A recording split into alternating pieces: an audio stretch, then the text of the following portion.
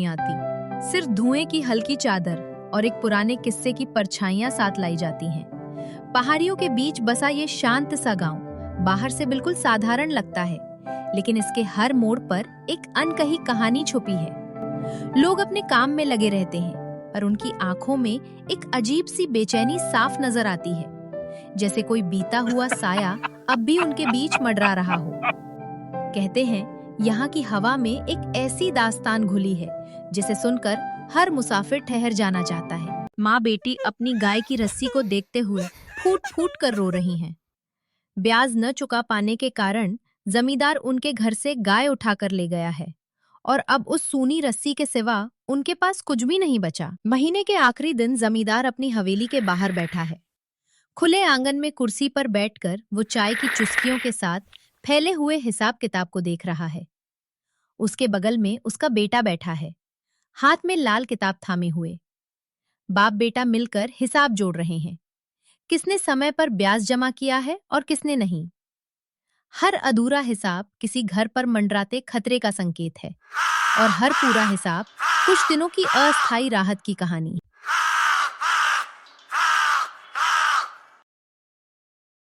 हे भगवान, आज मैं जमींदार को ब्याज कहां से चुका पाऊंगा? वो किसी भी वक्त अपने सिपाहियों के साथ आ सकता है। मेरे पास देने के लिए अब कुछ भी नहीं बचा। न जाने आज मेरा क्या अंजाम होगा।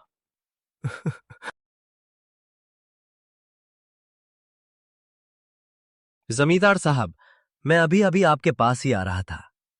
तू आ रहा था, जा रहा था या क्या कर रहा था, मुझे उससे कोई मतलब नहीं। मुझे सिर्फ मेरा ब्याज चाहिए। बता, मेरा ब्याज कहाँ है? जमींदार साहब, इस बार मेरी फसल अच्छी नहीं हुई, इसलिए मैं आपको देने के लिए पैसे नहीं जुटा पाया। मैंने तुझे पहले ही कहा था, समय पर ब्याज नहीं देगा तो तेरा खेत मेरा होगा। लेकिन लगता है तूने मेरी बात को मजाक समझ लिया था। अब ध्यान से सुन, मुझे सिर्फ एक चीज चाहिए, तेरे घर के कागज। दे देगा तो जिंदा छोड़ दूंगा, वरना इस गांव में तेरा नाम तक नहीं बचेगा। बेचारा गरीब किसान अपना सब कुछ गवाकर हमेशा के लिए यहाँ से बहुत दूर चला गया और साथ ले गया अपना टूटा हुआ बेबस मन। जमींदार बड़ा निर्दयी है। उसके सामने किसी की पुकार, किसी की विनती कुछ भी मायने नहीं रखता। हर दिन, हर पल ये गांव उसके जुल्म की धरती बन चुका है। लेकिन सवाल ये है, कौन बचाएगा भला अब इन बेबस गांव वालों को? क्या कोई आएगा जो इस अंधेरे को चीर कर रोशनी लेकर आए, या फिर ये गांव हमेशा के लिए उसकी क्रूरता का कैदी बन जाएगा? आगे देखिए, कहानी अब एक नया मोड़ लेने वाली है। ये है अर्जुन सिंह।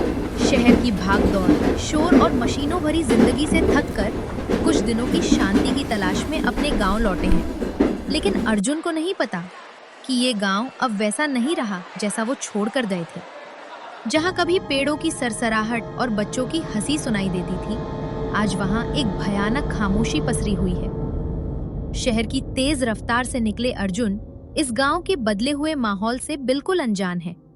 धुएं से ढकी सुबहें, सहमे हुए चेहरे और हर घर पर किसी अदृश्य डर की परछाई। अर्जुन को नहीं मालूम कि जिस सुकून की तलाश में वो यहाँ आए हैं, वही जगह एक गहरी दहशत में डूबी हुई है। ये उनके लिए छुट्टियां नहीं, बल्कि एक ऐसी कहानी की शुरुआत है जहां अर्जुन सिंह खुद नहीं जानते आगे क्या होने वाला है। पक्षियों की चहचहाट के बीच एक नया दिन उगता है, पर असली कहानी तो अब शुरू होगी। आज क्या बदलेगा? क्या कुछ नया होने वाला है? बस देखते रहिए।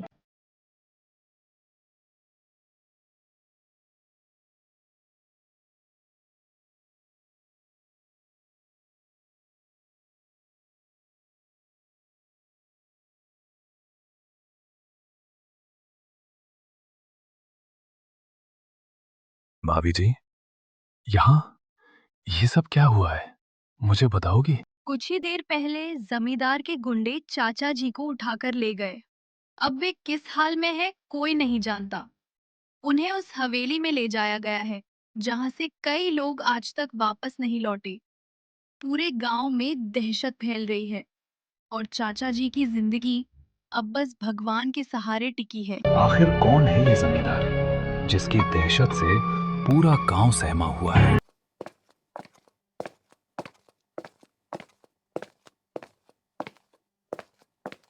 अरे अर्जुन, तू यहाँ? राघव, तू? सोचा नहीं था यहां तुझसे मुलाकात होगी। वक्त सबको बदल देता है दोस्त। पर बता, अचानक पुलिस स्टेशन कैसे आना हुआ? गांव की हालत ठीक नहीं है राघव। अर्जुन, अभी चुप रहो। ये जगह इन बातों के लिए ठीक नहीं है। तुम मेरे ऑफिस में चलो। यहाँ कुछ मत बोलो, बस चुपचाप मेरे साथ चलो। गांव की हालत ठीक नहीं है राघव। लगता है कुछ बहुत गलत हो रहा है।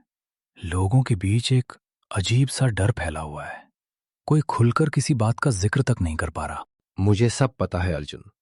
गांव के लोग डरे हुए हैं। जमींदार की दहशत पूरे गांव पर छाई हुई है, हम पर भी। लोगों को किसी पर भरोसा नहीं रहा। उसके बारे में खुलकर कोई बात नहीं करता, क्योंकि किसी को नहीं पता किस रूप में उसका कोई आदमी छिप कर बैठा हो। इसी डर की वजह से कोई उसका नाम तक लेने की हिम्मत नहीं करता। पुलिस स्टेशन से निकलते ही अर्जुन अपने घर की ओर बढ़ता है। उसी रास्ते में अचानक उसका सामना जमींदार और उसके आदमी वासु से हो जाता है। कहाँ से आ रहे हो अर्जुन? सुना है पुलिस थाने में जमींदार साहब के खिलाफ जानकारी देने गए थे। तो बताओ, कुछ हुआ भी या बस यूं ही समय बर्बाद करके लौट आए हो?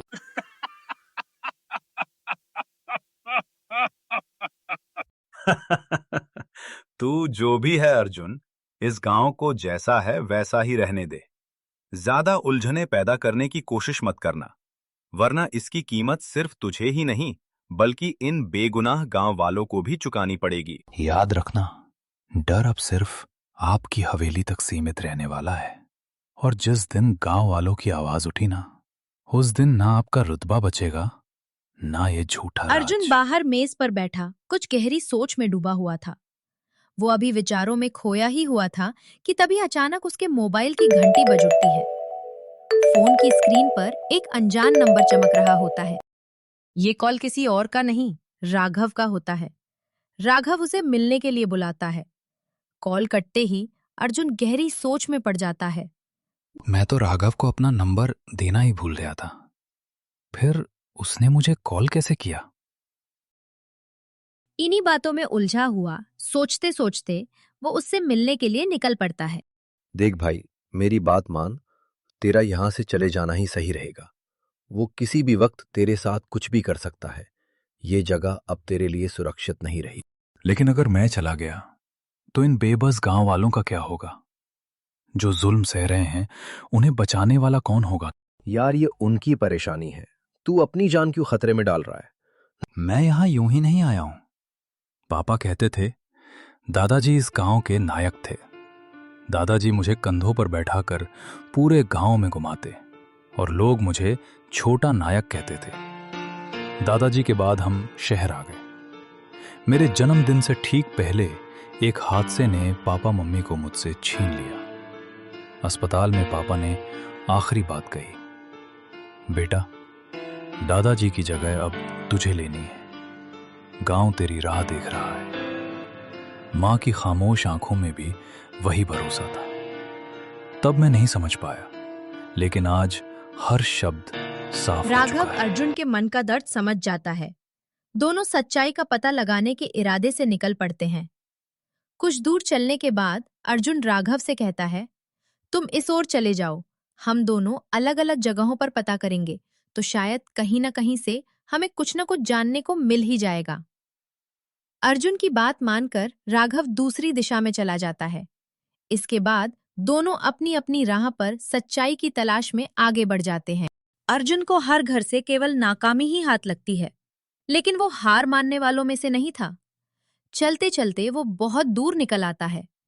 तभी उसकी नजर एक मिट्टी के घर पर पड़ती है। उस घर के बाहर एक बुजुर्ग आदमी शांत भाव से बैठा हुआ दिखाई देता है। अर्जुन उस बुजुर्ग आदमी की ओर बढ़ता है और उससे कहता है, बाबा, मैं आपको परेशान नहीं करूंगा, बस आपसे एक सवाल पूछना चाहता हूं। ये जमींदार से लोग इतना डरते क्यों हैं? उसके बारे में कोई खुलकर बात तक नहीं करता। सबके चेहरों पर उदासी छाई रहती है। ये सब देखकर मेरा मन अंदर से टूट सा जाता है। जब अर्जुन बाबा को खामोशी में डूबा हुआ देख वो वहां से जाने ही वाला होता है, तभी रुको बेटा, मेरे साथ अंदर आओ। बेटा, जो दिखाई देता है वो हमेशा सच नहीं होता। असलियत अक्सर उससे कहीं ज्यादा अलग होती है। एक दिन मैं और मेरा बेटा जंगल से लौट रहे थे। तभी हमारी नजर जंगल के बीच पड़े बक्से पर पड़ी। जिज्ञासा में पास जाकर देखा तो हमारी सांसें थम गई। उस बक्से के भीतर सोना भरा हुआ था। हम कुछ समझ पाते उससे पहले ही अचानक कदमों की आहट सुनाई दी। किसी के आने की आवाज जो इस वीराने में नहीं होनी चाहिए थी। डर के मारे मैं और मेरा बेटा तुरंत एक बड़े पेड़ के पीछे छिप गए। पत्तों के बीच से झांक कर देखा तो जो नज़ारा सामने आया उसने हमारे होश उड़ा दिए। वहाँ कोई और नहीं बल्कि जमींदार था और उसके साथ था पुलिस इंस्पेक्टर राघव सिंह। दोनों उसी बक्से की ओर बढ़ रहे थे। उनकी बातचीत धीमी थी लेकिन उनके इरादे साफ झलक रहे थे। उस पल मुझे समझ आ गया, ये सोना यूं ही जंगल में नहीं पड़ा था। हम सांस रोके खड़े रहे क्योंकि अब सवाल ये नहीं था कि बक्सा किसका है, बल्कि ये था कि अगर हमें देख लिया गया तो हम जिंदा लौट भी पाएंगे या नहीं। उस रात के बाद मेरा बेटा चैन से नहीं बैठ सका। उसी पल से उसने जमींदार की गुपचुप जांच पड़ताल शुरू कर दी। वो लोगों से चुपचाप सवाल करने लगा, पुराने किस्सों को जोड़ने लगा और हर छोटी सी बात पर नजर रखने लगा। धीरे धीरे परतें खुलने लगी। जो सच अब तक अंधेरे में छिपा था वो एक एक करके उसके सामने आने लगा। और तब उसे एहसास हुआ, जमींदार सिर्फ एक ताकतवर आदमी नहीं था बल्कि उसके पीछे छिपा सच उससे कहीं ज्यादा खतरनाक और चौंकाने वाला था। मेरे बेटे की चीख सुनकर मैं घबराकर घर से बाहर भागा। जब चारों ओर नजर दौड़ाई तो वहां कोई नहीं था, न मेरा बेटा न कोई और। थोड़ा आगे बढ़ने पर जमीन पर मुझे मेरे बेटे का मोबाइल फोन पड़ा मिला। उसी फोन में उसने जमींदार के खिलाफ कई पुख्ता सबूत इकट्ठा कर रखे थे। सच की तलाश में मैंने जमींदार के दरवाजे पर कई बार चक्कर लगाए, पुलिस थाने गया, लोगों से मदद मांगी, लेकिन हर जगह से मुझे सिर्फ खामोशी और डर ही मिला। आखिरकार जमींदार ने मुझे गांव से भगा दिया, धमकी दी कि अगर दोबारा वहां दिखाई दिया तो अंजाम अच्छा नहीं होगा। उसी दिन से मैं ये जगह छोड़कर यही रहने को मजबूर हो गया हूं। अर्जुन, क्या आपने उस फोन के बारे में किसी को कुछ भी नहीं बताया? नहीं अर्जुन, सब कुछ अपनी आंखों से देखने के बाद भी मैं चुप रहा, क्योंकि उस वक्त मेरी पुकार सुनने वाला कोई नहीं था। बाबा, उस फोन में आखिर क्या था? सालों पहले एक किसान अपने खेत में खुदाई करवा रहा था। अचानक फावड़े से टकराकर कुछ चमका। वो सोना था बेटा, असली सोना। किसान की आंखों में सपने जाग उठे, लेकिन उसकी किस्मत ने ज्यादा देर साथ नहीं दिया। किसी ने ये बात जमींदार तक पहुंचा दी। जमींदार किसान के घर के बाहर आकर गरजने लगा। उसके बाद न तो किसान कभी दोबारा दिखाई दिया, न ही उसका परिवार। उसी रात जब पूरा गांव गहरी नींद में डूबा हुआ था, उस खेत में चुपचाप खुदाई शुरू कर दी गई। मिट्टी के नीचे से सोना निकाला जा रहा था और उसे एक एक करके मजबूत डब्बों में भर दिया जा रहा था। राघव सिंह, जिसकी ईमानदारी की कभी मिसाल दी जाती थी, जिसके नाम पर लोग भरोसा करते थे, आखिरकार पैसों के लालच में वो भी जमींदार के साथ जा मिला। तभी से राघव सिंह जमींदार के गैर कानूनी कामों को संभालने लगा। माल को चेक पोस्ट से बाहर निकालने की पूरी जिम्मेदारी उसी के कंधों पर थी। सरकारी फाइलों, परमिट और ट्रांसपोर्ट रजिस्टरों की बारीकियां वो पहले से दुरुस्त करवा देता।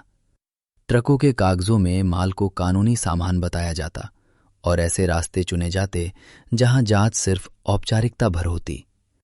राघव अच्छी तरह जानता था कि सिस्टम ज्यादातर आदत और लापरवाही पर चलता है। इसी वजह से किसी सरकारी अफसर को कानों कान खबर तक नहीं हुई। अब अर्जुन को सब कुछ पता चल चुका था। सच उसके सामने पूरी तरह उजागर हो चुका था, बिना किसी पर्दे के। अगले ही दिन वो चुपचाप रेलवे स्टेशन पहुंच गया। उसके चेहरे पर न कोई डर था, न कोई हड़बड़ी। अब वो अच्छी तरह जान चुका था कि उसे क्या करना है और इस बार वो पीछे हटने वाला नहीं था।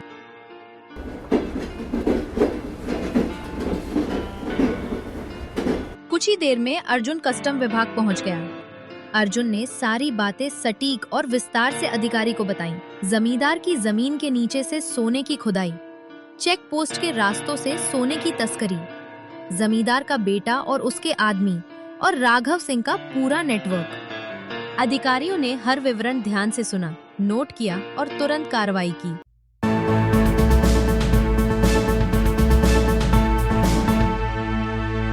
नमस्कार। इस वक्त की बड़ी और निर्णायक खबर। प्रशासन की इस कार्रवाई के साथ पूरा मामला अब पूरी तरह सुलझ चुका है। जांच एजेंसियों ने पुष्टि की है कि जमींदार के खेतों के नीचे अवैध तरीके से सोना निकालकर गोल्ड स्मगलिंग की जा रही थी। सबूत मिलने के बाद प्रशासन ने एक साथ बड़ी कार्रवाई करते हुए जमींदार को गिरफ्तार कर लिया। उसके बेटे और उसके सभी भरोसेमंद सहयोगियों को भी हिरासत में ले लिया गया है। वहीं इस पूरे अवैध नेटवर्क में संलिप्त पाए जाने पर राघव सिंह को भी उसी समय गिरफ्तार कर लिया गया। अधिकारियों का कहना है कि खेतों के नीचे बनी गुप्त सुरंगों से अवैध सोना बरामद कर लिया गया है और स्मगलिंग से जुड़े सभी दस्तावेज जब्त कर लिए गए हैं। प्रशासन ने साफ किया है कि इस मामले की जांच अब पूरी हो चुकी है और सभी आरोपियों को न्यायिक प्रक्रिया के तहत जेल भेज दिया गया है। इस कार्रवाई के साथ इलाके में चल रहा अवैध सोने का खेल पूरी तरह खत्म कर दिया गया है। फिलहाल हालात पूरी तरह नियंत्रण में हैं।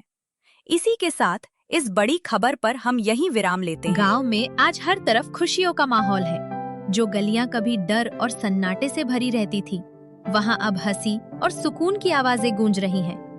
जमींदार का आतंक खत्म हो चुका है और लोगों के दिलों पर छाया हुआ डर भी उसके साथ ही मिट गया है। हर चेहरे पर राहत साफ दिखाई देती है। बुजुर्ग चैन की सांस ले रहे हैं, महिलाएं एक दूसरे को बधाइयां दे रही हैं और बच्चे बेफिक्र होकर गलियों में खेल रहे हैं। ऐसा लग रहा है जैसे गांव ने बरसों बाद खुलकर सांस ली हो। अब पूरा गांव बेसब्री से अर्जुन सिंह का इंतजार कर रहा है। लोग उसकी राह देख रहे हैं। उसकी चर्चा हर चौपाल और हर घर में हो रही है। अर्जुन सिंह प्लेटफॉर्म पर बैठा है। उसकी आंखों में गांव की बदली हुई तस्वीर साफ झलक रही है। आखिरकार मैंने कर दिखाया दादाजी। आपने जो सिखाया था वही रास्ता चुना। आज अगर गांव चैन की सांस ले रहा है तो यही मेरी सबसे बड़ी जीत है। आप जहां भी होंगे जरूर खुश हो रहे होंगे।